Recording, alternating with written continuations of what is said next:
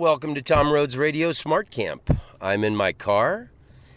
I'm driving north on Main Street in Kalispell, Montana.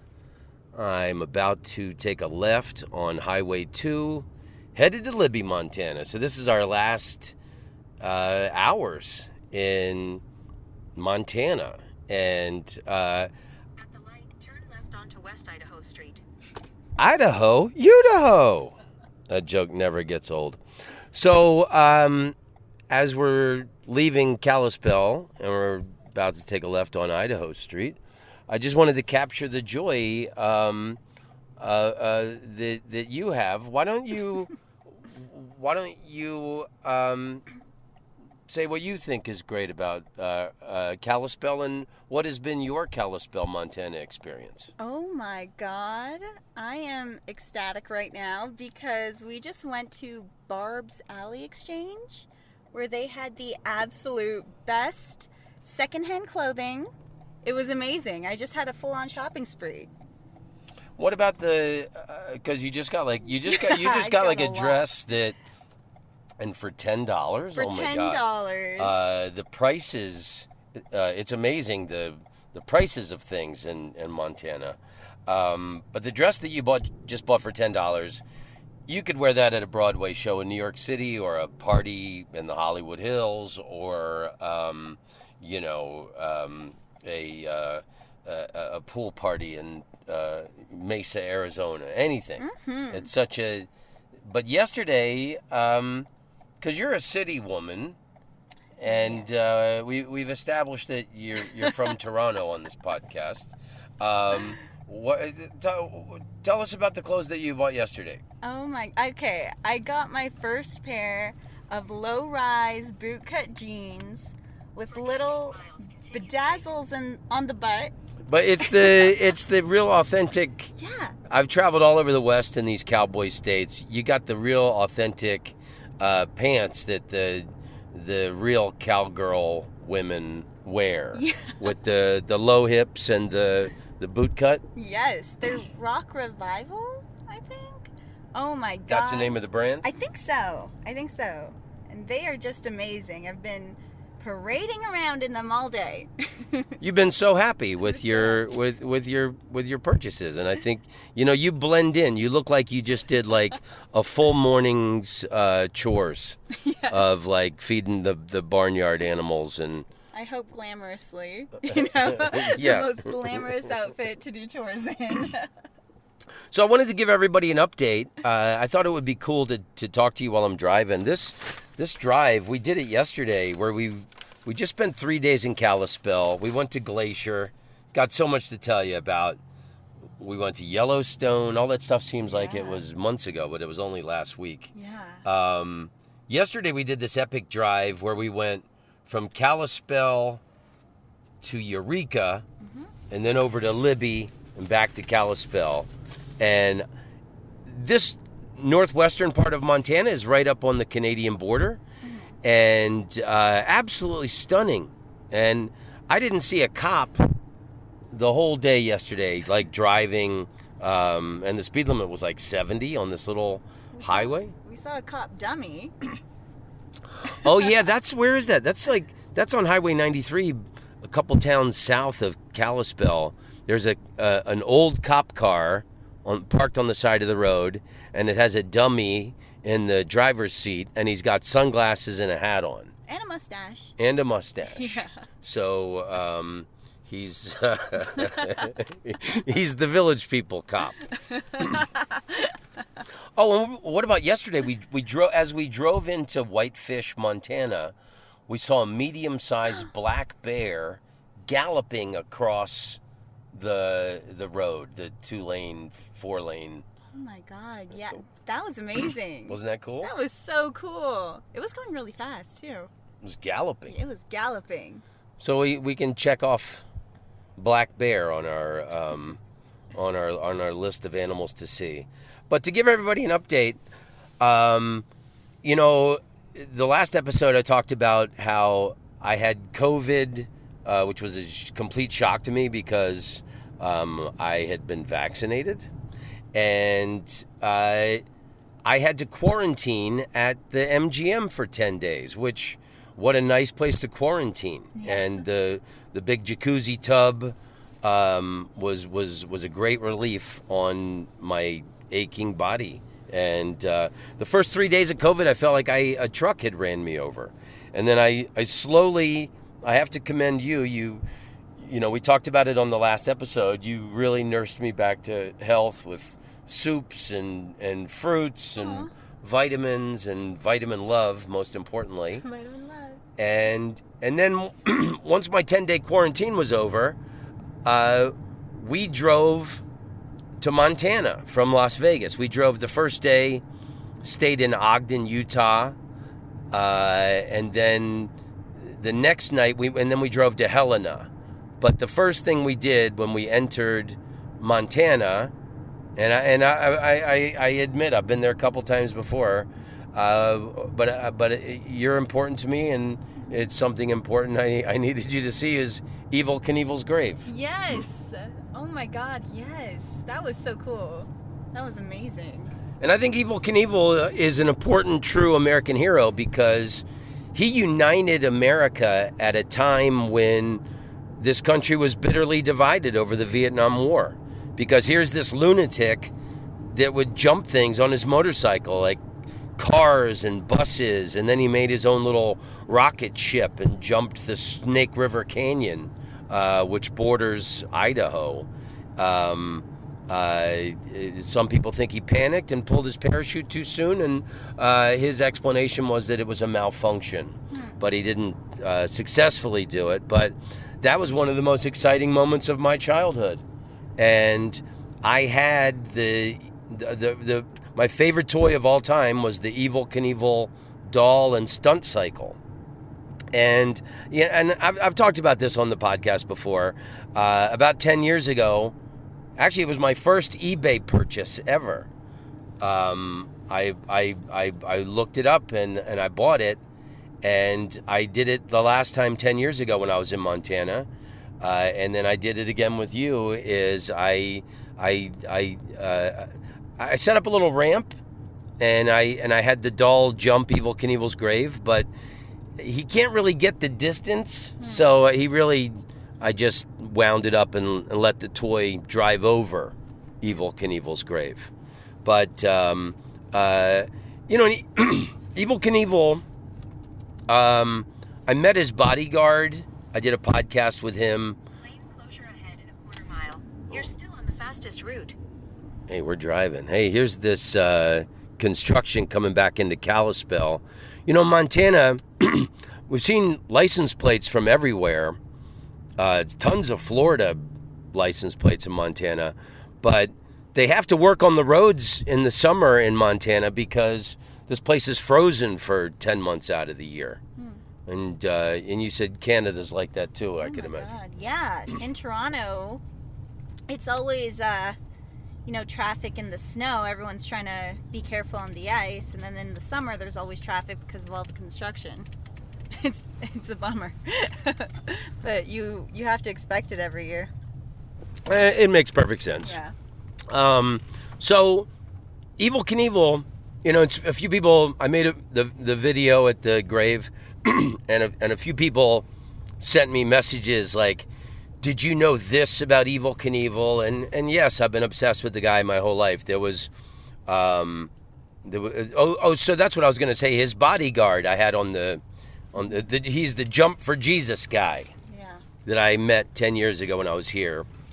And he's got a leather suit like Evel Knievel, but instead of an American flag, it had the cross of Jesus on his chest, and he jumps through a wall of fire, a very thin wooden wall of fire, but he's an older guy.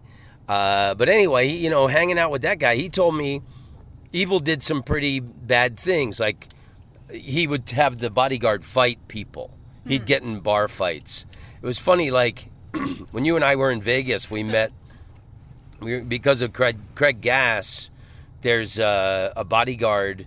He's Slash's bodyguard, but he was also the bodyguard of the guy from Nickelback. Nickelback. Yeah, What's his Chad name? Kroeger. Yeah. Yeah. And he was telling us that guy doesn't. Everybody makes fun of Nickelback, and this guy, he doesn't like when people talk shit about Nickelback. And so when he's in a bar and somebody tells him his band sucks, he wants to fight them. And so he said I guess the bodyguard just got tired of fighting people, so he went with Slash. He's working for Slash now. But I just think that's the funniest image, that the guy from Nickelback having to fight like the whole world. Hey, we love Nickelback. We love Nickelback. We love Nickelback. They're Canadian, right? They are. Apparently, they're from Alberta. And I'm pro Alberta. Alberta's been good to me. Calgary and Edmonton. I prefer Calgary. But, you know, since we heard that story a couple weeks ago, I've really listened to the Nickelback songs when they've come on the radio. You know, they're not bad, and they don't deserve all the shit that everybody gives to them. What's his name? I told you the joke. I love this guy. He's a comedian in L.A. Shit. But he did the joke. He went to the Rock and Roll Hall of Fame in Cleveland, and he saw the Nickelback concert jacket. And it was in the Lost and Found. Anybody could claim it. Such a cruel joke. So anyway, what's the singer's name? Chad. He would fight that comedian if he heard him do that joke. But so the story. So there's a story about Evel Knievel. You know, that bodyguard said that he was, you know, often, many times, Evel would get into bar fights and have this his big bouncer fight people. But there was a journalist who had written a lot of shit about Evel Knievel, and Evel Knievel found him and beat the guy up pretty bad with a baseball bat. Really? Yeah, and that actually, from the biographies I've read about Evel Knievel, that changed a lot of people's perception about him, because he was like a hero to kids and a hero to America, you know, and motors and speed and fearlessness, bravery, courage. You know, the guy represented so much, but that story of him beating somebody up with the baseball bat, and then there was some other person sent me a story that when Evel Knievel was a teen or something, he was in a safe cracking gang with Butte cops. I don't know. Wow. I don't know if that's true or not. But Butte, Montana, where Evel Knievel is from, has got the world's largest hole, and it's a man-made hole from. It's the world's largest man-made hole from strip mining. They've just years and years of strip mining this earth. It's the largest man-made hole, and it's the Butte hole. And oddly enough, the next town over has the world's largest roll of toilet paper for the Butte hole. The thing I've never understood, because that's like my third time in Butte. Why didn't Evel Knievel ever jump the hole? Why did he jump the Snake River Canyon in his little rocket cycle? When, you know, he could have brought a lot of attention to his hometown. Yeah. But every year they have Evel Knievel days in Butte, Montana. And they have local daredevils and motorcycles and jumping, and that's something that I've always wanted to go to. Another story that I told you about Evel Knievel, that he was in reform school when he was a teenager. He was like a real bad kid. So apparently there was there was another guy, a kid, badass troublemaker in the reform school, and his last name was Knaufel. And one of the prison guards, or I think it was the warden, or whatever that position is at a reform school, he gave them the nicknames Evil Knievel and Awful Knaufel. So I don't know if that's true or not. But since we're on the subject, let's talk about that period in American history I find so fascinating, from 1975 to 1978. It was one of the longest periods of peace in America when we were not at war with anyone. It was after the Vietnam War. And what did the United States produce in that period? Evel Knievel and funk music. The best dance music, the music that still, I think, is the cure for depression and sadness. Parliament, George Clinton, all that kind of music flourished in that period. And right now, in the United States, we're out of Iraq, and it's I think we're completely out of Afghanistan now. So one thing you don't hear enough in the media is that this is a peaceful period in the United States right now. Other than our domestic problems and half the population wanting to murder the other ones. But that's something to keep in mind. Who will be the next Evel Knievel? Who will be the next James Brown or Parliament Funkadelic? It's up to you, listener. Wow. You could be a daredevil. You could change the world with music. Will you give your opinion while I take a sip of Pellegrino? I think you should be jumping through hoops of fire to funk music. I think that would be the ultimate form of revolution. Oh my God! You know what? I think we need to put this act together. Let's do it. The way that Ron Perlman put together NSYNC and all those boy bands. Wow. We got to put together a Daredevil show. Get other people to do it. Yeah, so email me if you're willing to jump on a motorcycle through fire to funk music. And I guess we should have a band that plays around the fire, the funk band. Yeah. Maybe the lead singer could be the Daredevil. He does a song, he does like 3 songs, and then he jumps through the fire. How cool would that be? Very talented human. As like the bass player goes off on like a really ice cold riff. While we're at it, let's throw in some roller skates. Oh my God. Did you talk about the key to happiness? The other key to happiness other than roller skates is bubbles. And I'm glad that you bought these 2 big, they're the elongated ones. What do you call them? Bubble wands, I guess, like the A bigger bubble ones. wand. And a few days ago, we drove for hours and hours along the highway, and then, I drove, and then we were going to switch so you could drive the next, 2 or 3 hours, and we took a little bubble break on the side of the highway. We did. It was just past Missoula on Interstate 90. We pulled off on an off-ramp and took about 5 minutes to spread joy with the bubble wand.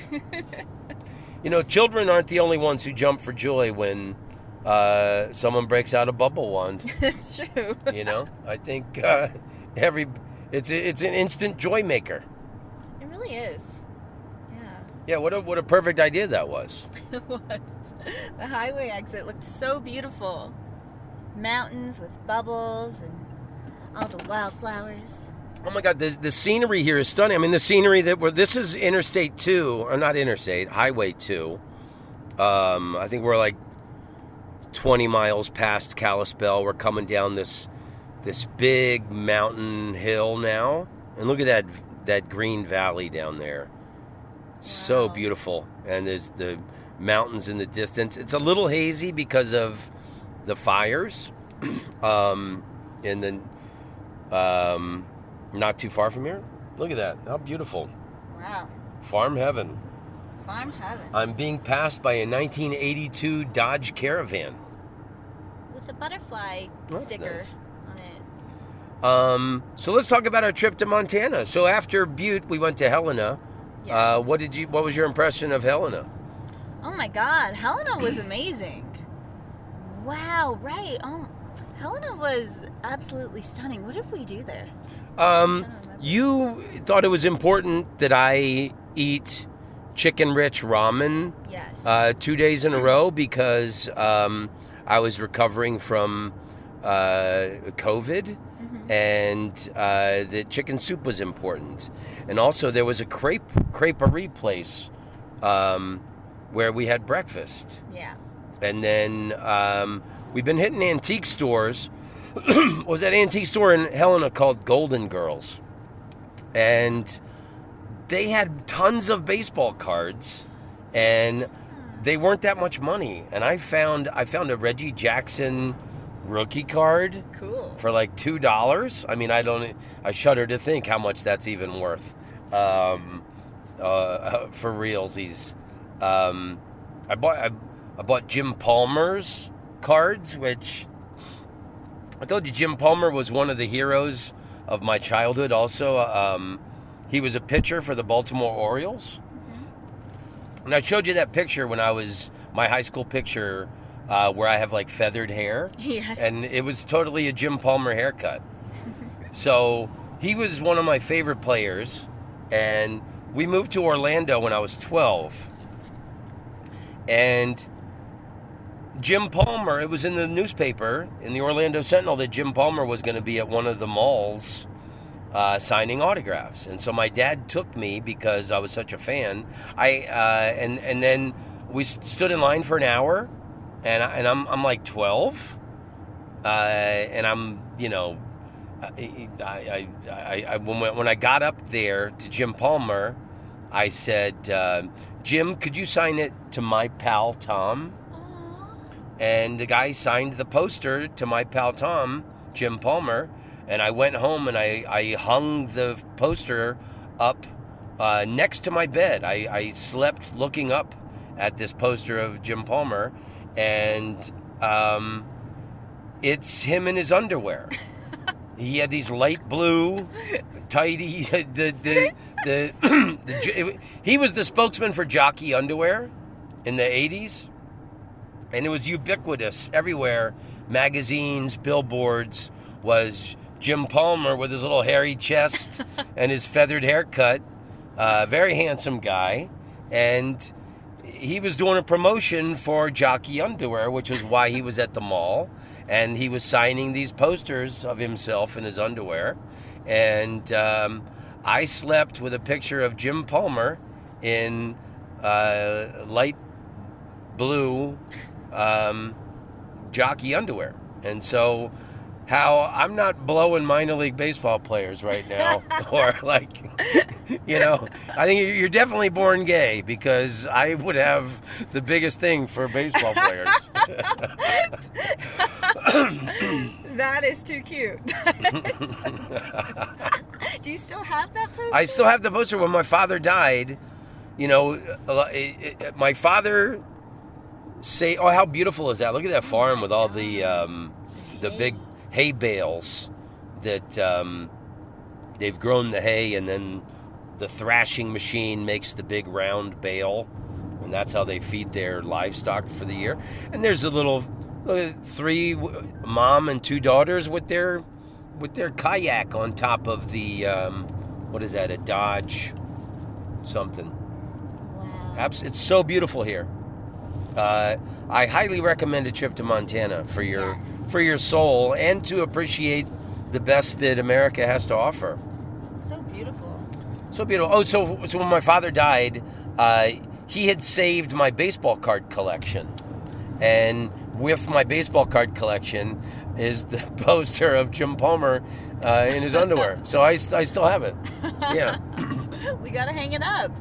And I think that, you know, there's so many ways that I honor my father and my sister who have passed, and I think the joy of of baseball and collecting baseball cards is me keeping a connection with my father alive, because he was the, I remember my dad coming home from the office in his suit, and then he'd like brought you a pack of baseball cards, and the joy of opening up this baseball card and seeing what 10 cards were in there. I never ate the shitty stick of gum.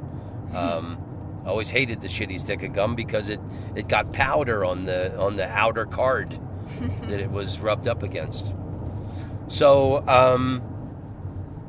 after, and I loved Helena, and then after Helena we went to Livingston, and that's my Livingston and Rich Hall is the reason I first came to Montana. Have a sip of water, sorry. Rich Hall has been such an important person in my life, one of the most important friends I've ever had. I met Rich Hall in 1993, and then he had done a special for Showtime called Vanishing America, where he traveled all over America looking for things that were fading from our society, like telephone booths, or I remember there was he had sent away for a basketball and a basketball hoop from some company when he was a kid, and it never arrived. And so his journey across America ended with him going to the company and, asking about his basketball hoop. It was a really, really cute special, and I loved the heart and sentiment and the appreciation that he had for American culture and the beauty of the country and the weird eccentricness of the country.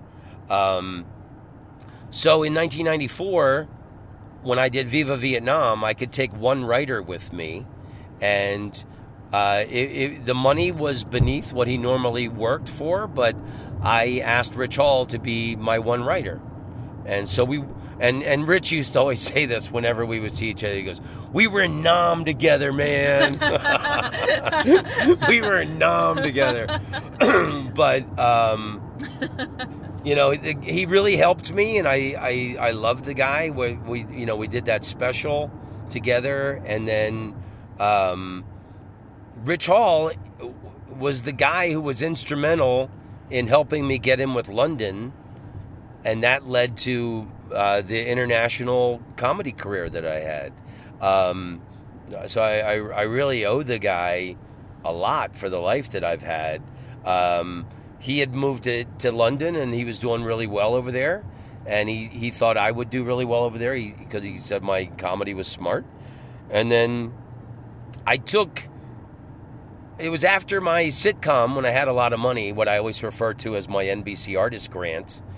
With that money, I flew over to London like 2 or 3 times, and I slept on Rich Hall's couch. And he coached me on how to get in with the London clubs. And he told me, you don't go to the best clubs first.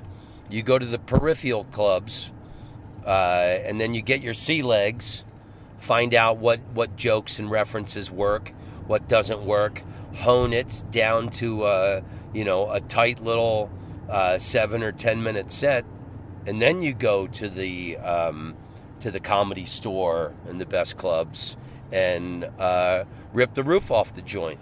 And that's what I did. And then also, I ended up moving to Amsterdam, and there was no paid English-speaking comedy work in Holland at the time. So I would, twice a month, I would fly to London. All of a sudden, there was so much work for me in London and all over England. And Rich Hall gave me a key to his flat on Fitzroy Square, which is right next to Soho. And it was about a 20-25 minute walk from the Comedy Store to his apartment on Fitzroy Square. And they make a lot of movies, period piece movies always get shot on Fitzroy Square. What was that Daniel Day-Lewis movie where he played the tailor? His Office in that movie is on Fitzroy Square. But Fitzroy Square, there's a big telecommunications tower there, the BT Tower, right next to this old square. And buildings aren't very tall in London, but you can see the BT Tower from almost anywhere you are in London. Wow. So So no matter how drunk I got in London, I could always find my way back to where I was staying, because all I had to do was look up at that tower. cool. And it was cool too, every night walking through Soho to get to the Comedy Store, and then walking home from there. That Who lyric, I woke up in a Soho doorway, a policeman knew my name. He said you can get up and go home if you can get up and walk away. You know that song? No, I don't. I stretched back on the underground and the breeze blew back my hair. I remember throwing punches around. Tell me, who are you? That's the song. Who are you? I remember one time there was a junkie. Guy, he was probably only like 35. And I would talk to this guy. I was so generous, especially when I had been drinking. And then in London, they would pay you big wads of cash, and I would like peel this guy off like a 20-pound note on my way home, and so I got to know this guy and talk to him, and he was a heroin junkie, and he was around 35, and he told me he was from Liverpool, and he told me how he could never face his family again because he was a junkie, and he was ashamed. He didn't want them ever to see how he turned out. Oh. And and I'm drunk, and God, oh my God, cocaine was very prevalent in England. I probably had a couple of toots drunk, walking home talking to this guy, and he tells me this story, and I said, you know what, brother, I think you're wrong. I think your family would love to see you, Yeah. no matter what your condition is. Yeah. And I said, how much is a train ticket to Liverpool? And he was like, whatever, 200, 250 pounds. And I said, look, if you choose to do drugs with this money, that's your business. But I'll bet you're wrong, and your family would love to see you. And I peeled off like 300 pounds for the guy. I probably had made like 400 pounds that night. And, and I would sit there and talk to the guy and smoke cigarettes with him, and give him my cigarettes. And I remember this. I still to this day think that's one of the greatest things I ever did. I don't know if the guy ever went home, but I gave him that one opportunity. Yeah. If he wanted to do it, Wow. Or he had a huge party. Heroin for everybody. So that story never would have happened if Rich Hall hadn't helped me get in with London, Wow. Wow, that's beautiful. And so Rich was very smart with his money, and he bought a place in Livingston, Montana many years ago. So I remember after we had done Viva Vietnam together was the first time he invited me to Montana. And I'll never forget, I was living in San Francisco at the time. And I flew to Bozeman, and Rich picked me up in his pickup truck. And then we drove to Livingston. And he had a little farmhouse and a little piece of property then, a little outside of town, and he had 2 horses. And we would go horse riding every day. And I told you he had all these cats. He would put milk out for the cats. And I said, what's the name of this cat? What's the name of that cat? He goes, oh, we don't name cats in Montana because their cats are part of the food chain, and they get eaten by the other animals. So if you go to Montana, make sure you don't name any cats. Oh. Because your feelings could get hurt when little Muffin ends up Muffin! when Muffin ends up a muffin. Yeah, we saw a cat last night. Oh God. I'm so sad. It's okay. So So I when I got to Livingston, we drove all day and we got to Livingston. The very next morning at 11 a.m., I set up a COVID test at the whatever local clinic. What do they call it? Urgent care? That's what they call it. And thank God my COVID test came back negative. Woohoo! Yeah. Wow. That was one of the happiest days of my life. Oh my gosh. I couldn't believe that I got that shit, but what a thrill to find out that I'd gotten over it. And then I could also, I was disappointed. I thought I might be disappointed in that I wouldn't get to see Rich Hall. So I got to see Rich Hall and visit Livingston. And Livingston, Montana is 51 miles north of the Yellowstone entrance of Yellowstone National Park. And I'm a world traveler. I've done so many cool things.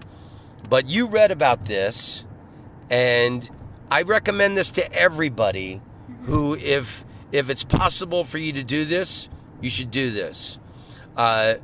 We woke up at 4 a.m., and we were inside Yellowstone National Park before sunrise, and we made sure we were in the the Lamar Valley at sunrise, which was 6:05 a.m., and that was the jackpot for seeing bison. Oh my God. It was beautiful. We saw so many, and you could see the sun coming up behind them. It was just such a and it was peaceful misty. moment. It was really beautiful. Yeah, really, really cool. Oh my God. We got close enough without being a threat. And they're walking in the road. Yeah. And took so many pictures and videos. And then hanging out with Rich Hall and his friends, some of them told me the funniest stories. They said that a lot of people put their brains on hold when they visit the national parks. And they said there was this woman, I don't know, last year, a few years ago, she saw a little baby calf bison getting out of the river, and she thought he looked cold, so she ran and put a blanket on him, and then put the baby bison in her car, and drove it to the nearest ranger station, and delivered this little baby bison looked cold, and I thought you should know about it. Oh no! Isn't that hilarious? That is so funny. That Why? and knowing that the lead singer of Nickelback will fight anyone who doesn't like his band, I think are two of the funniest things I've heard recently.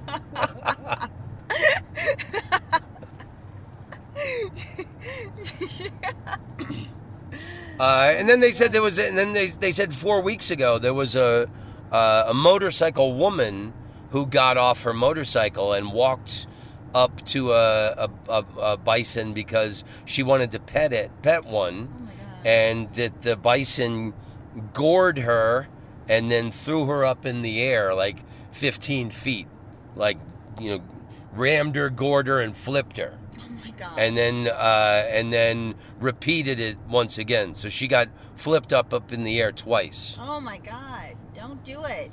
But, and I was telling them, I grew up in Oviedo, 32 miles from Cape Canaveral, and it's always, I've seen it with my own eyes. You go to Cape Canaveral, it's way out on the water, but you're driving along this thin road with water on either side to get to Cape Canaveral, and there's alligators on the side of the road.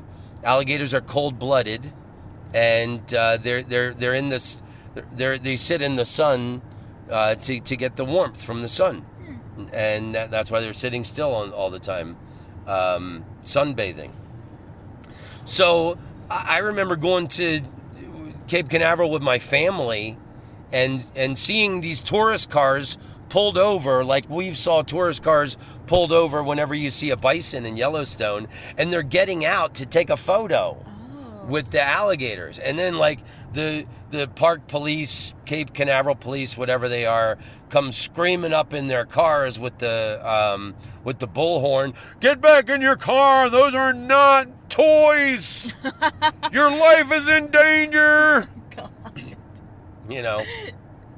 It's an alligator. But do you remember that couple we saw with the bison? They got out of their car because we stayed in the car. They were very lucky. And the woman gets over to take her picture close to the bison, and the husband, she's posing, and the husband's taking a picture, and I snapped a picture, and what did I say? You said, wait, what did you say? You said like moments before her life ended. Moments before her life ended. This was her last photo of her last photo. Oh no. Yeah, they got close. They got really close. And there was some woman, story was in the news last week, and it was in Yellowstone. She got too close to a mama bear and her cubs for her social media picture. Wow. And apparently the incident happened on May 15th, and she was on a tour bus group. Wow. So she got out, and like the tour bus operators are telling them, you're too close, and she insisted for her photo, for her Instagram, and she got charged. She got charged and fined. Wow. Yeah. They said that you should stay a football field away from a bear and a school bus away from a bison, right? Okay. Was that? Yeah. No. You're absolutely right. Yeah, that's the little graphic that we saw. Stay a football field away from a bear, and a bus length away from a bison. Yeah. Hey. I think we found the byline of this podcast. Yeah, we figured it out. What else did you? And then I remember the hotel we checked in to, where we stayed in Livingston. This woman, because the last time I was in Livingston was 10 years ago, and I said I haven't been to Livingston in 10 years, and the woman goes, I moved here 10 years. Oh, look at these. This, oh my God. What lake is this? But there's these beautiful cabins. That is so pretty. Okay, what's this called? Little McGregor Lake. Oh no, that's on the right side. What's on the left? The Lodge McGregor Lake. at McGregor Lake. Yeah. Wow, so beautiful here. Cool. We Uh, didn't talk about the bison rolling around in the dirt. Oh my God, please Yeah. tell that story. Okay, so on right beside our car, this bison just walks over and starts kicking the dirt and starts rolling around in it. And I have this great video that we took of it really close up just from our car. And we just thought that the bison was rolling around in the dirt to cool off or something, but after watching this video a few times, noticed that the bison was peeing before rolling around in the pea-covered dirt. And we learned that that was the male bison getting its pheromones all over its fur in time for mating season. So, and you looked it up because you were like, oh my God, it was peeing as it was rolling around in the dirt. And so you Googled it, and this is the bison equivalent of wearing a very expensive cologne to attract the ladies. And apparently the female bison go nuts for this smell. I mean, who wouldn't? The smell of piss. You know? And I posted that video that you took of it, and I wrote that little piece of information, and several people commented, I pissed on myself a few times, and women were never turned on by it. I think that's funny. That is pretty funny. And then someone else commented, why aren't women attracted to homeless people then? Oh my Or God. homeless men. So then, Livingston, I find one of the most charming places. And all these places are understaffed.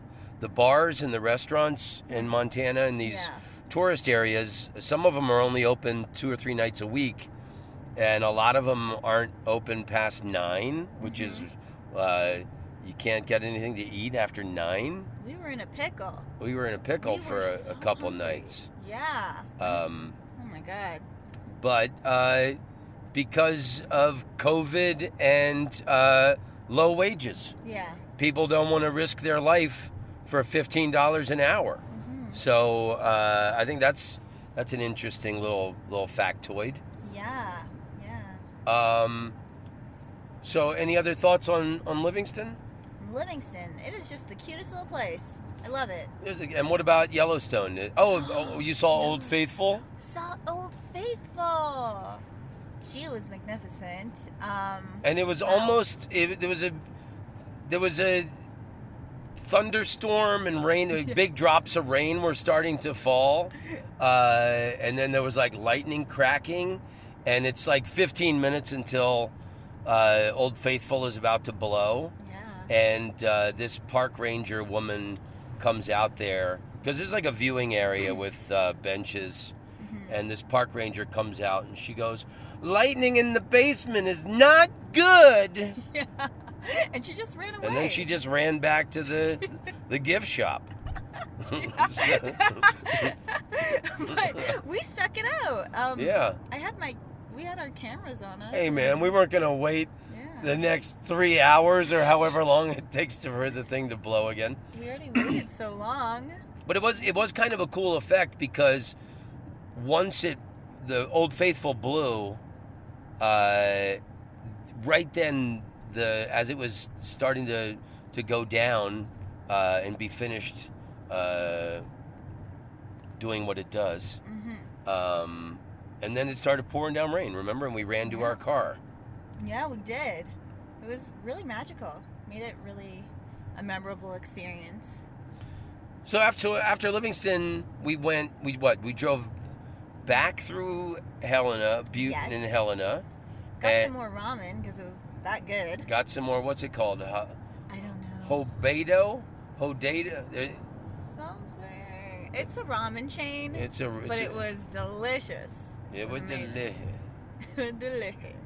You can call me delicious. There was a Robin Harris bit where he has a teenage daughter, and the daughter brings her boyfriend home, and introduces him to his father, and the boyfriend says, "You can call me delicious." He said, "Motherfucker, I'm a grown man. I ain't calling another man delicious." Robin Harris died. I gotta watch that special or listen to his album.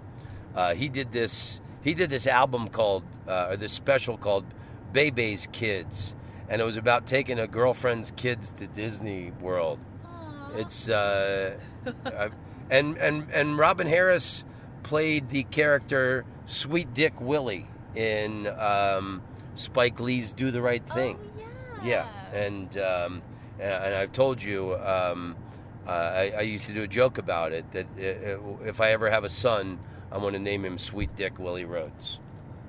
We'll talk about it. Just so I can hear the Little League announcer call his name when it comes to the plate. Coming to the plate, Sweet Dick Willie Rhodes. So then we drove all the way up to Kalispell, but before we got to Kalispell, we saw this very interesting museum, and it was called it was in Polson, Montana, and it's called America the Miracle Museum, and it was tons of old military equipment. There was a Huey chopper from the Vietnam era. There were old fighter jets from World War II. Now here's what you see in Montana. Yes. Look at that, a big semi truck pulling all these logs. Wow, that was beautiful.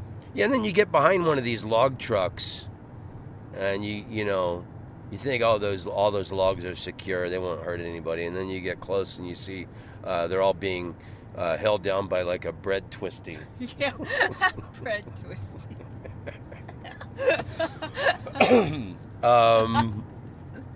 Yeah, that museum was there was some hard right Christian propaganda in the museum, but there was all these like old fire trucks, old snowmobiles. They had these cool snow vehicles from Glacier National Park from like the 1910s and 20s, and a motorcycle section and a gun section. There was some Nazi paraphernalia from World War II that I guess returning soldiers had brought these souvenirs back. I hope that's the reason they were there. What did you think of America the Miracle Museum? I thought it was really cool, really interesting, but I was also pissed off for half an hour after leaving because the museum did insist on leaving their little commentary. Their messages. I saw a little pro-life collage on a Bristol board on the wall, which really wasn't my favorite. But it was really cool seeing the helicopter outside and all these really cool vehicles and being able to get in them. That was awesome. Yeah, and then it was great for photos. You know, like the old fire trucks and like an old train engine. Mm-hmm. Like, where do you see a rusted out old timey train engine? That was very cool. Yeah, we saw all sorts of things in there. Like, I would never have an opportunity to be inside a helicopter and touch its buttons. Yeah, the only time, and that Huey chopper was the kind that my father flew in Vietnam. Wow. And I showed you how like the windshield was plexiglass. Mm-hmm. You know, those helicopter pilots were sitting ducks. Yeah. You know, I mean, any like crack shot teenager with a rifle could either shoot out the back rudder that steers the helicopter or the pilot through the plexiglass windshield, which, I always knew my father was a badass, but it just the you think of the bravery that it took to go in and out of like hot landing zones, to drop off soldiers and pick up wounded soldiers. That helicopter at the museum was from 1964. Mm-hmm. My father was in Vietnam in 1969. And I was in a Huey. I got to sit in one when I went to Vietnam to do Viva Vietnam in September '94. Wow. And then here at that museum, you could sit in one. It was interesting. So cool. Yeah. And then we just spent the last 3 days in Kalispell. And as we just talked about, we've been stopping at antique stores and thrift stores and vintage clothing boutiques, or what do they call them? Consignment shops, also. Mm-hmm. And it's been great for buying cool old stuff for not that much money. Even the antique stores weren't that pricey, but. Kalispell, we came up here to go to Glacier National Park. Mm-hmm. What did you think of Glacier National Park? God, I thought it was absolutely stunning. We saw a lot of wildlife. We saw no bisons. Well, a little, no? Oh, well, actually, when we left the park, remember that? But those were like wild bison. Yeah. Those were on the outside of, and that was really dark. It was really late at night. Yeah, but Glacier National Park was amazing. I loved driving along Going to the Sun Road. Wow, that was beautiful because it was at sunset. We were just driving along this windy road along the mountain, and just seeing the blazing sun. It was like really bright with all the smoke in the air. Yeah, because of the smoke. Yeah, it really. How would you describe that sun through the smoky haze? It was like a neon orange circle, just like dot in the sky. Good description. Yeah, just really, really bright. So like in Yellowstone and in Yosemite, where I've been, there's different roads you can take. Glacier National Park, there's just one road that goes through it, and then the first half, I forget the name of the river, or there's Logan's Creek, and then there's another river. We stopped, and there's waterfalls, and we took pictures. That was nice, but I wasn't really blown away by the scenery until. Well, no, that's not true, because at Logan's Creek, where we stopped and we went down on the water, those pictures are spectacular. They were amazing. And the rocks on the ground were really cool. Just really sharp edges. Multicolored, and you'd find all these like stacks of rocks, like kind of in where people had instead of taking the rocks, they stacked them up. Yeah. I don't kind of as a I was here type statement, instead of spray painting their name on a boulder. I think it's called an inukshuk. I might be totally wrong. Well, I know I've seen it in Vancouver. The hotel that I used to stay at, they did this there was a rock formation thing like that, and it was like very spiritual, the way that the stacked rocks, the presence of energy that it represented. So it might be a Northwest Territories Native American thing. I don't know. Yeah, I know we learned about it in school growing up, but I might be getting the word wrong. But I think it's an inukshuk. In a nutshak? A inukshuk.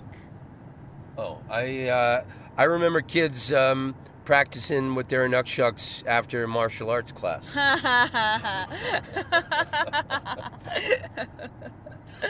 What? A nukshuk? Yeah. Well, okay. I should probably Google it before saying that, but that's what I've always thought. I've been wrong so many times on this podcast. Yeah. It's, you'll be forgiven if you didn't know the technical native name for stacking rocks in the Northwest. Okay, thank God. Phew. But that was so beautiful. Highly recommend going to Glacier National Park. Yeah, and then what I was going to say, when we got to Heaven's Peak, that's when the scenery becomes otherworldly. Yeah, Heaven's Point. I think it was called Heaven's Peak, wasn't it? Point, because we took a picture with the arrow pointing Heaven's to Point. To the sun. Okay, perfect. Yeah. That's when it looks like Switzerland. Wow. Or Lord of the Rings, New Zealand. And then we're going up this road, and it was so windy, and the road is like right on the edge of the cliff, and there's a brick wall that was put up in 1911, keeping you from plunging 4 football fields down to a fiery death on the rocks way down below. Beautiful. But it was stunning, wasn't it? Yeah. Oh my God, it was really stunning. I was just taking videos and photos the whole time. And the tunnels, it was really cool too, because they're limiting the number of people in Glacier, so you have to have a ticket on top of the price of admission. But if you go before 6 a.m. or after 5 p.m., you don't need this ticket. You still have to pay the $35 cover charge. But like at all of the national parks, your $35 entrance is good for 7 days. Wow. Remember, we went to Joshua Tree a couple days, and then we went into Yellowstone National Park 3 times. Yeah, we on did. On that $35 entrance fee. We saw a lot of bison. And Glacier National Park, the sun doesn't go down until it's still light out at like 9:30 p.m. here. So we went in after 5 p.m.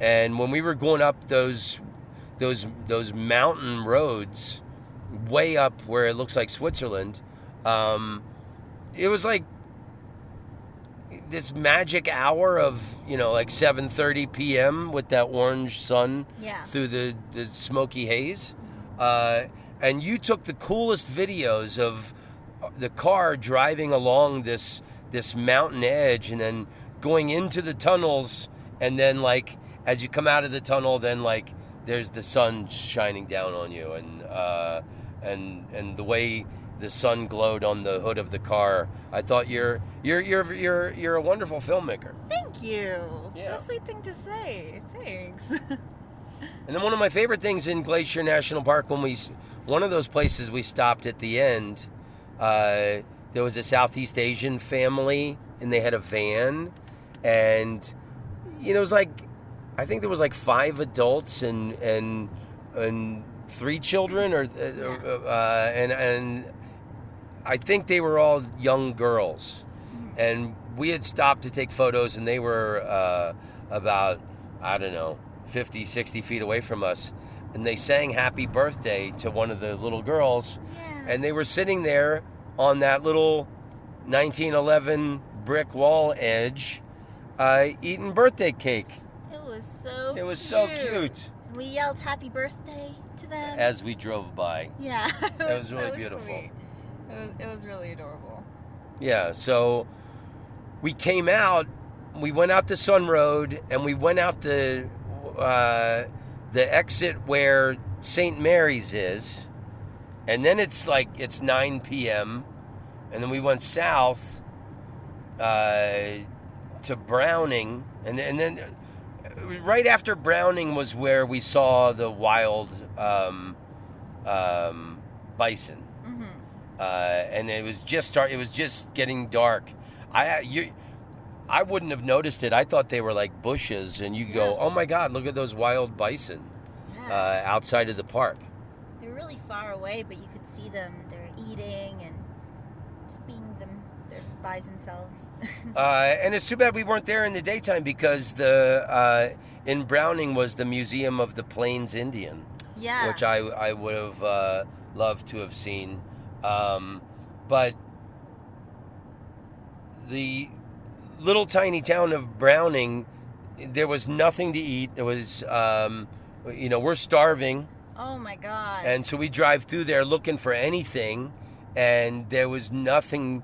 All the restaurants, everything's closed.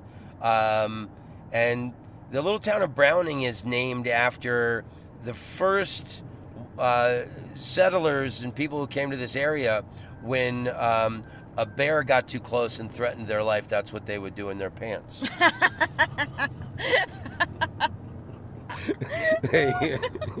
I had another Browning experience. Oh, well. Yeah, and then we drove to East Glacier, and then past there. And I guess this is on the edge of the park, because we're going outside of the park, and it's dark. We're just looking for food. There was some roadside bar. I think it might even have been on a Native American property or something. We were desperate because even before that, we had a restaurant in mind that we looked up on the Google Maps, and it said Burrito Brothers. Burrito Brothers, and they were supposed to close at 10.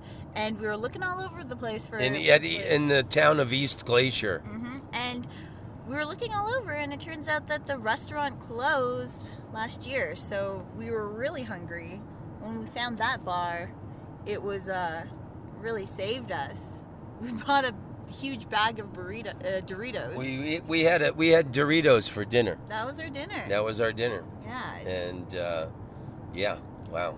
But yeah, the next morning, we had the best breakfast at Need Cafe in Kalispell. That was... Yeah, we just ate breakfast there again this morning. Yeah, we did. Bacon and eggs. You had a spinach... I had a veggie frittata. A veggie frittata. What? Oh, yeah, and then yesterday we went on that drive to Eureka, to Rexford, and then Libby, and then back to Kalispell on this road that we're traveling on right now.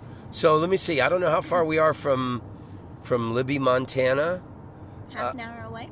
Or 30 minutes? Yeah. Oh, there you go. It says it right there on the phone, because we had the... That's great. My moment of ignorance was captured forever on my podcast. So, that's it. Because I'm trying to think what other highlights of our Montana trip that we can tell people. So yesterday, because the night before we got screwed and we didn't have dinner and we had a bag of Doritos, one of our main objectives for yesterday was we were going to have a really good dinner. And we were going to be back in Kalispell at dinner time. And so we went to Scotty Belli Ristorante. It's an Italian place. We had to wait an hour before we could be seated. But, we walked around the little charming main street of Kalispell. Of course, everything's closed after at 5 p.m. They really keep those white Christian working hours or whatever. But I think that was the best meal we had in Montana. God, it was I had a little petite filet steak with a peppercorn sauce on it. It was fucking incredible. Yeah. It's I tried not to moan while I was eating it. I had the lobster ravioli. It hit the spot. Oh my God. Lobster ravioli in champagne sauce. Yeah, it was way better than Doritos. And I think it was what? It was like $20 some odd. Something like that. Yeah, and my filet mignon steak was $20 some odd. The prices here are amazing. Yeah. And then and then again, that restaurant was understaffed, which was why we had to wait so long. Yeah.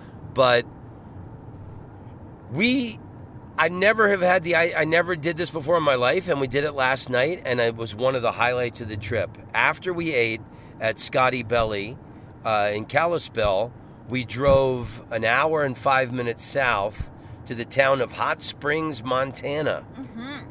Mm-hmm. 3 of those miles, there was a highway sign I had never seen before.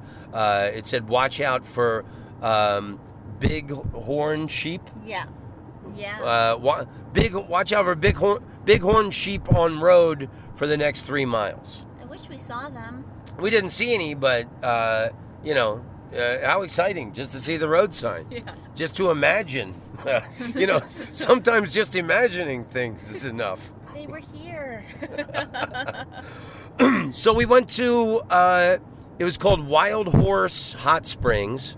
In Hot Springs, Montana. And, we got off the road, and then there was like 2 miles or a mile and a half of gravel road that you had to go on. And I'll be honest with you, trying to keep my girlfriend alive and safe. And I don't know, like, oh my God, is this safe? Is it safe? And even as we were pulling up, I was like, oh my God, is that someone's house? Are we doing this? Right. But I'm so glad we trusted it and that we took a chance. Why don't you describe our experience at Wild Horse Hot Springs? Oh my God. Okay, so, we walked in, and at the back of this little house, there was this open area where there were 12 little hot tub things, and you get in and you can put your hot water on. Like the first 6 were like cement in the ground with stalls. Like those look like they were made like probably in the 30s or 40s, and then the next 6 were like blue fiberglass tubs, or not fiberglass, but like maybe just plastic. I guess so, yeah. And they had the best view of the mountains, the lake, the pretty wildflowers. Oh my God, the trees. It was really nice. And it was at sunset. We went a little after sunset, so the sky was still pink. It was beautiful. Yeah, and you could see a mountain in the distance, and there's pink in the sky, and then you could see the wildflowers in the fields around. And this was not a really fancy place. This only cost $10 each.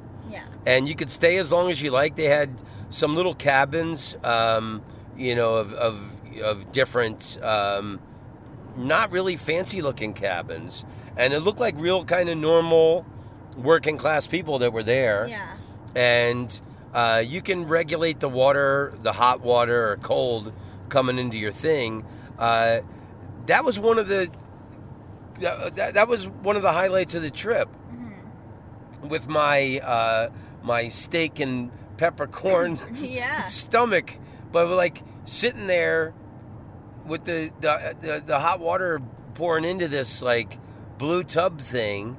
It was like an adult-sized baby pool. Wouldn't you describe it like that? Exactly. That's exactly how. And it was so relaxing with my elbows up on the ledge and just looking out.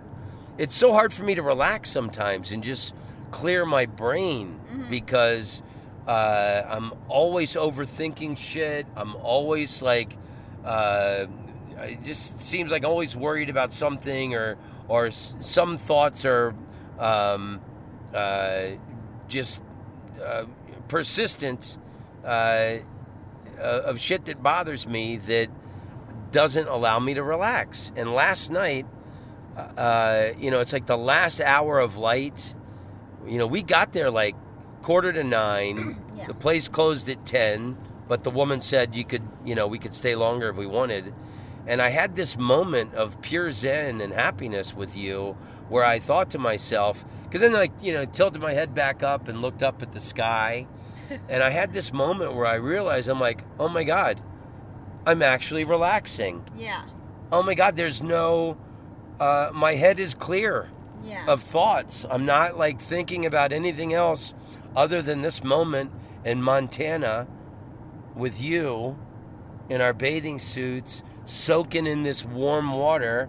And it was such a cool experience. I'd say that was, the bison in Yellowstone, that actually is in Wyoming.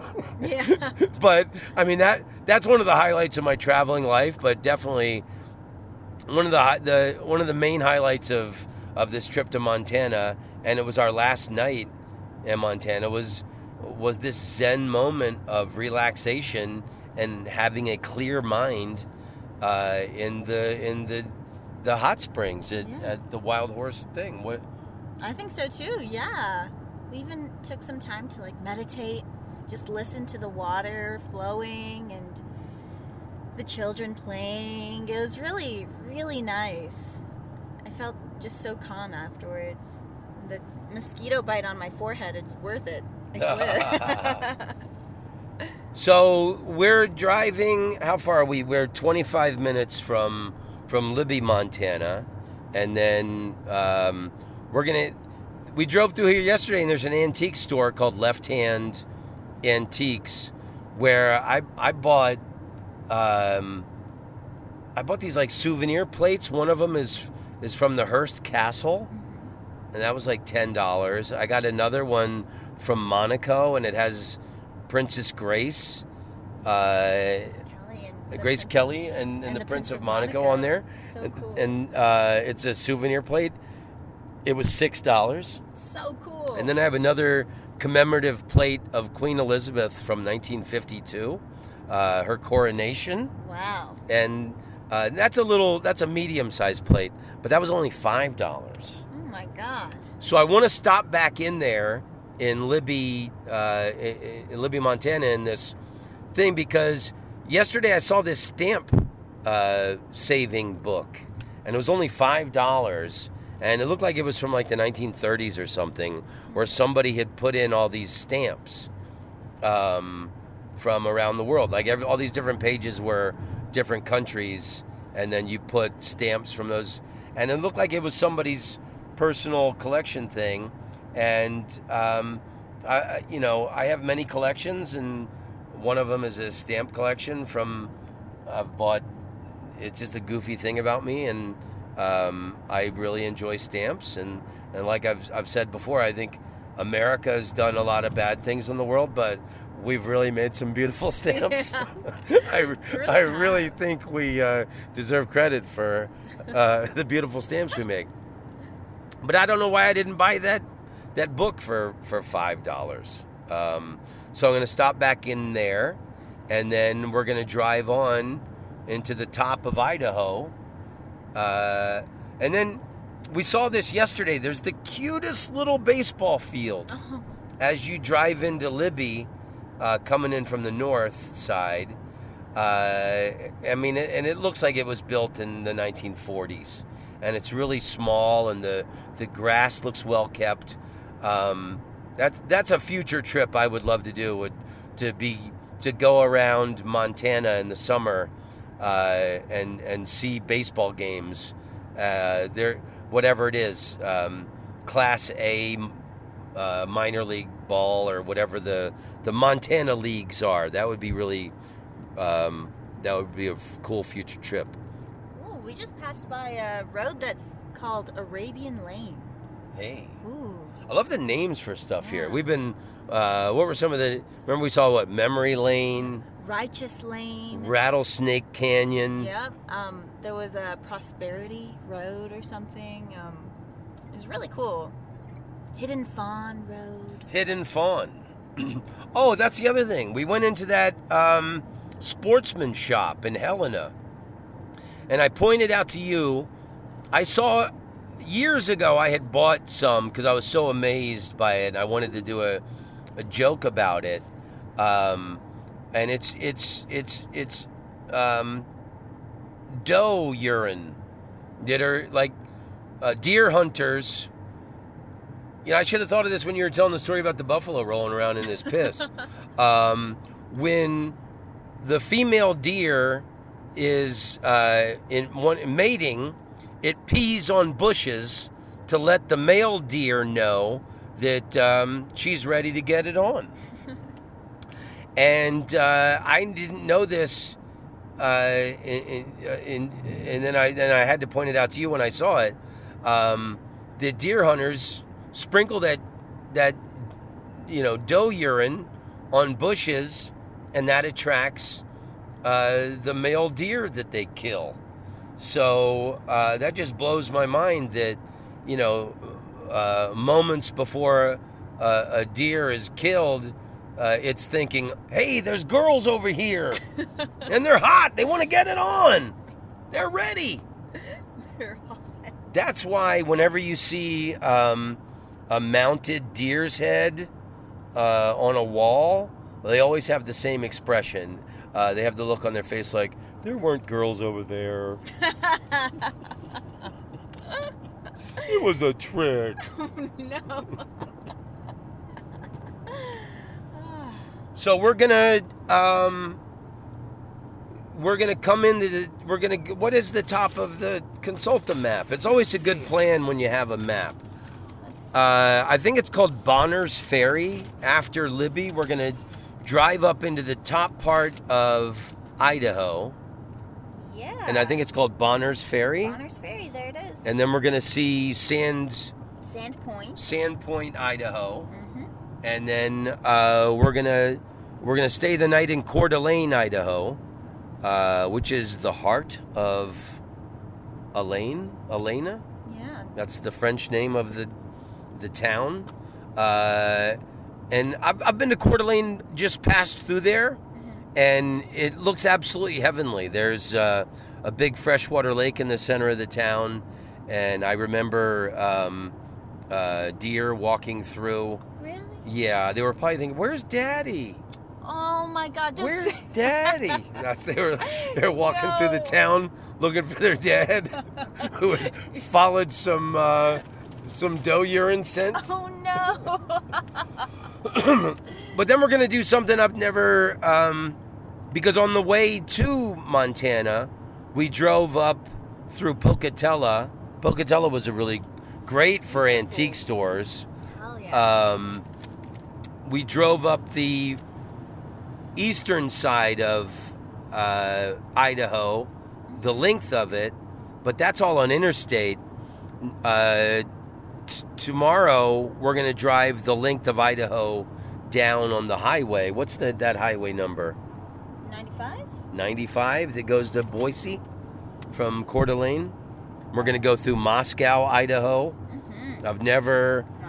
I've always driven like straight across Idaho, east to west. I've never gone south to north and north to south like we're doing. We're going to pass by Hell's Canyon.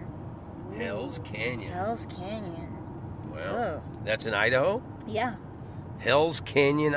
They, remember right before you get to Yellowstone, there's a big mountain and it had this like red dirt on it, and it was called the Devil's Slide. Wow. So, Yeah, there was a lot of like Angel's Point, the Devil's Slide. Really intense names. Intense names. Mm-hmm. So, here's this. Look at this magnificent farm. Remember this? We saw this yesterday. What a nice little valley this is in between these mountain wedges. Wow. It's so beautiful. So beautiful. Montana is a place I think. I've gone way out in the country in Mongolia. I've been to Peru and the Andes, and I've traveled all over New Zealand. I think Montana is definitely one of those places where, and Switzerland also. This compares with the Swiss and French Alps. I think this is some place that everybody should see in their life. Yeah. It's worth the trip. It's my first time, and before I came here with Tom, I never really had any thought of going to Montana before. It was just not in my horizon.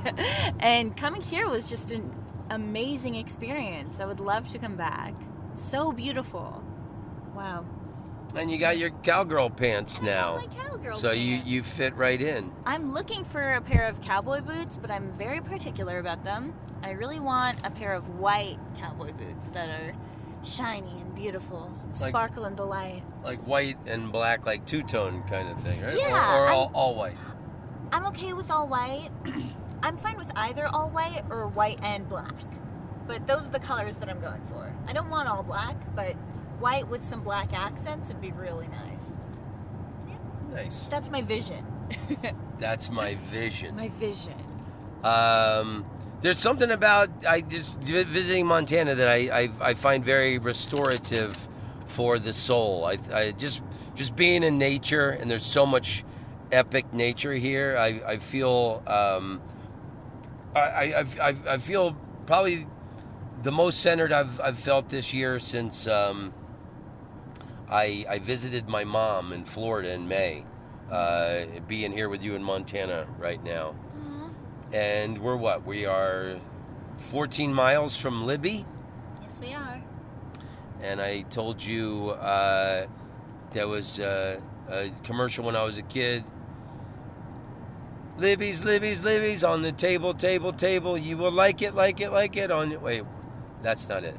Is it? Libby's on the label. You will like it on your table. That is adorable. It was a great commercial, and what do you call it? A jingle. And I don't think that company even exists anymore. I don't ever remember seeing Libby's on the can label in a supermarket, but that jingle has stayed in my head forever. It's a good one. It's a damn good one. Yeah. Okay, and any other thoughts? Any thoughts on our final moments in Montana? No, it's just Oh, I know what I wanted to say. It's the Olympics, and I mentioned this on the last podcast, and I've talked about this other Olympic years. I think, I feel bad for the people of Japan that all those beautiful stadiums with no spectators, so they really lost the Olympics cost them like 3 or 4 more times the money than was originally planned, which, billions and trillions of dollars to make all this shit. And then, they had to postpone it 1 year.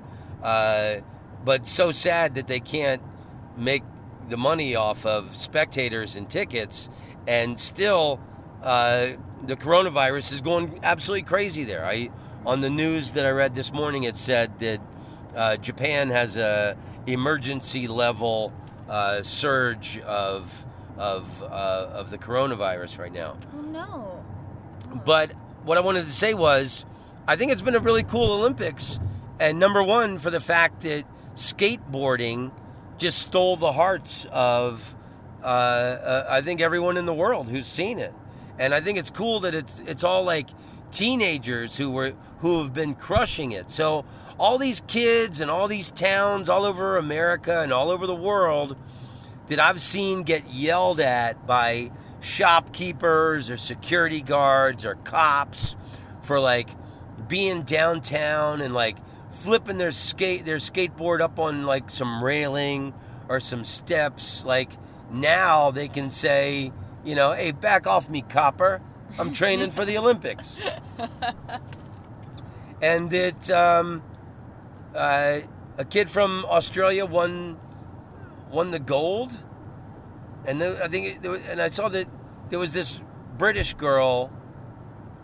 It was so cool. What was she? Was like 13 or 14, and she won the bronze, and she's like England's youngest ever Olympic medalist. Like how unexpected is that? She's whatever she is, like 12 or 13, and she just crushed it, flipping her skateboard up on steps and railings. That's amazing. Yeah. Wow. I love the Olympics because like a comedian, you got to train your whole life to be at your best at one specific moment. I love the mental tenacity and strength and precision that it takes to like not get freaked out in certain situations, to stay cool and do the task that you've trained your life for, and to not be rattled by someone else doing better than you right before you, or you know, you had a bad octopus omelet for breakfast or something, you know? No, I really enjoy the Olympics. So, oh yeah, and that's what I was gonna say. I looked it up, and is my little red book in there? Little red book? Yeah, the notebook. Yeah, there it is. Because I wrote down the value of the gold medals, or a gold medal is worth $810. A silver medal is worth $450, and a bronze medal is worth $5. Oh my God! Isn't that some shit? What? Yeah, but I mean, you know, hey, if you're 12 and you're from England, that's a lot of money. That is.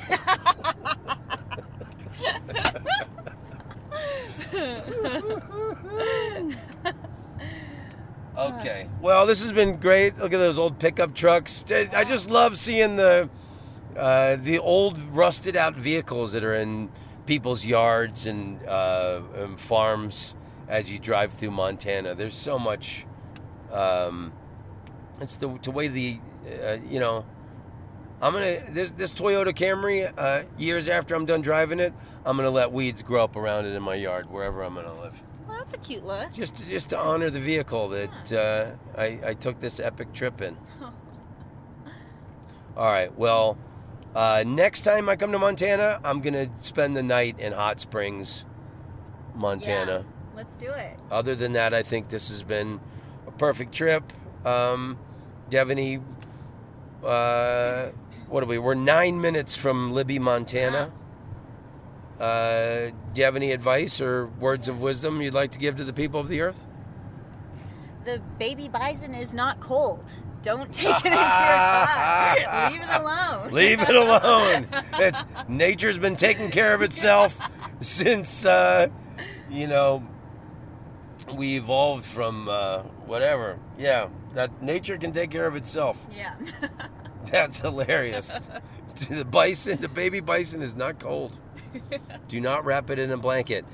And wherever you are, wherever you live, as soon as you possibly can, buy a bubble wand and make some joy for yourself and all of the people around you. Mm-hmm. And that's it. I think that pretty beautiful drive and a pretty beautiful episode. Yeah, I think so too. All right. Long may you run, my friends. And shalom, amigas. Amiga. Shalom, amigos. Amigas. All right. Forgot my own phrases. I love you all very much, and support the podcast. Go to Patreon, Tom Rhodes Radio Smart Camp, and hooray for humanity. Tom Rhodes, you're a funny man. Tom Rhodes, you're an international comedian. Tom Rhodes, karate kick, baby, oh yeah. Tom Rhodes, you're a groovy dude. You go all around the world, telling jokes to all of the people. You are an international comedian. You're funny to everybody in every single country in the world. Tom Rhodes, I like you very much. I think you're talented and very wonderful. Tom Rhodes, you're the best guy in the world. I wanna be your friend, you should call me sometime. Here is my phone number, 603-644-0048. Yeah, yeah, yeah. Tom Rhodes, you're an international comedic sensation. Tom Rhodes, I like to listen to your podcast. Tom Rhodes, you're the best man to ever walk on the earth.